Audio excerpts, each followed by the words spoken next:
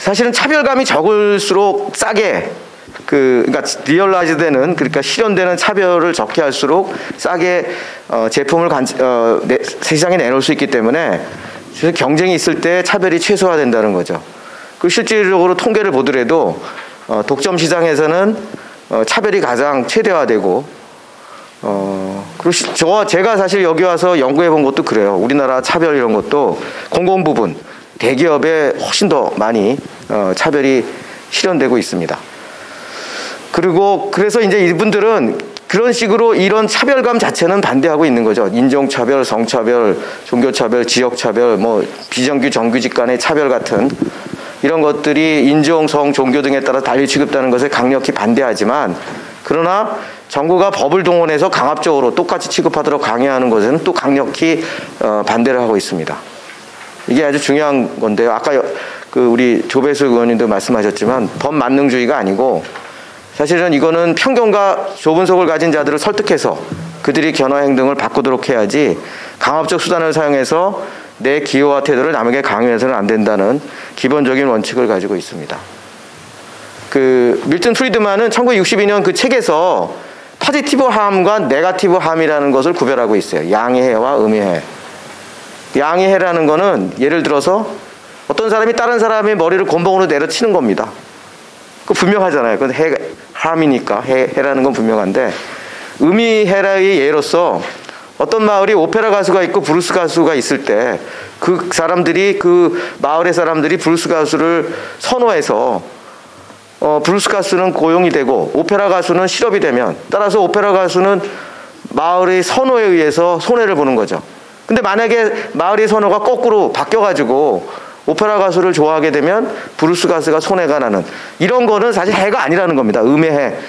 이중부정은 긍정이듯이 이건 네거티브 함이라고 해서 달리 취급을 해야 된다는 거죠. 이 명백하게 다른데 양의 해에 대해서는 정부가 개입해서 강압적으로 막아야 하지만 그러나 음의 해에 대해서는 정부가 개입해서는 안 되고 개입한다면 자유의 제약이고 자발적 협조를 위축하게 돼서 그러니까 선택의 자유에 위배된다는 겁니다.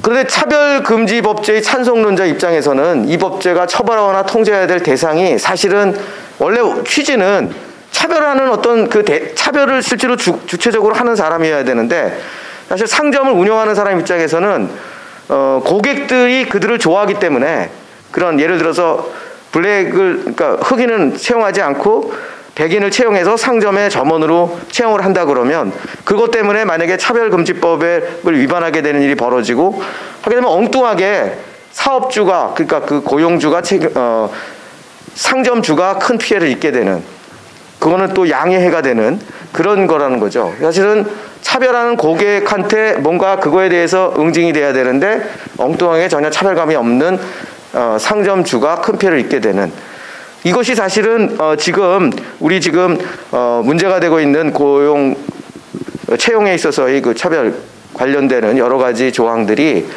이거에 해당된다고 생각이 되고요.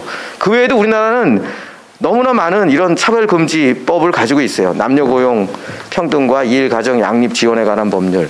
뭐 여기 쭉쭉 나와 있는데 벌써 엄청 많거든요. 거기에 또 이거를 또 추가하는 것을 하고요. 이런 모든 소위 그 공정고용법제, Fair Employment 이런 그 공정고용법제는 노동시장에 차별이 있다는 것을 전제하에 차별을 시정하기 위한 법제인데 사실 이런 것들은 이 밀턴 프리드만의 논리에 의하면 이 법제들이 사실 이게 양의 해가 아니라 음의 해라는 거죠. 테이스트에 따라 바뀌면 또 바뀌게 되는 대시고 엉뚱하게 사용자에게 큰 피해를 주므로 폐지돼야 된다고 주장을 하고 있습니다. 그리고 아까 잠깐 우리 김승욱 교수님도 말씀하셨지만 조금 더 자세하게 말씀드리면 이런 지금까지 말씀드린 차별은 우리가 얘기하는 테이스트 디스크리미네이션이라 해서 기호적 차별 뭐 이렇게 얘기를 하는 겁니다. 그게 진정한 의미에서의 차별이고 그거는 가급적 시장에서 덜 실현되는 것을 목표로 하는 게 맞아요. 그런데 지금 말씀드리는 이런 차별은 사실 차별이 아닌 겁니다. 아까 얘기한 통계적 차별.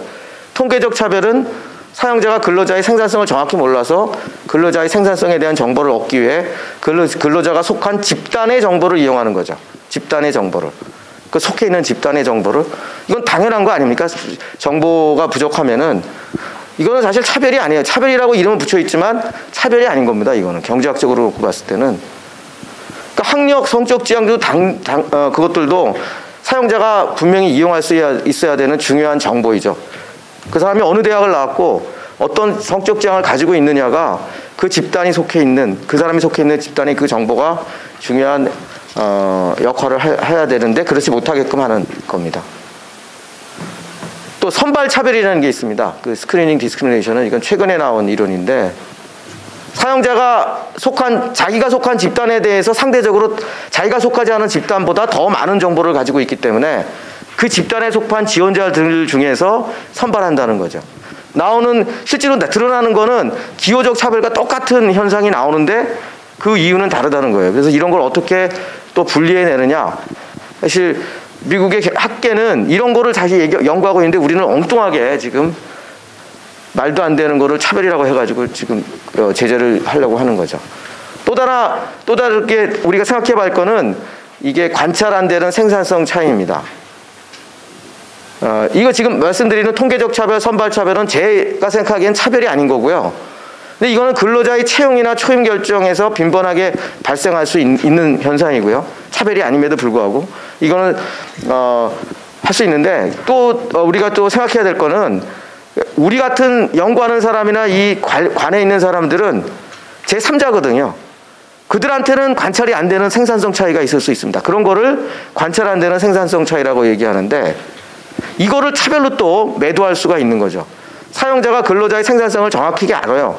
왜냐하면 본인과 사용자는 그 근무를 해보고 해가지고 다 안다고요. 그런데 연구자에게는 정확한 생산성이 알려지지 않아가지고 이걸 차별로 그냥 연구하는 우리 같은 사람들이 이거를 그런 식으로 또 매도할 수 있으니까 이런 것도 조심해야 되는 면이 있다고 생각이 됩니다. 이런 것들은 사실 차별이 아니니까. 근데 지금 이 법제라는 것은 이런 거를 차별로 해가지고 이제 공격을 하고 있으니까 이건 말이 안 되는 거고 우리 전체 시장 경제에 엄청나게 해악을 끼칠 거라고 생각이 됩니다. 네, 이상입니다. 감사합니다.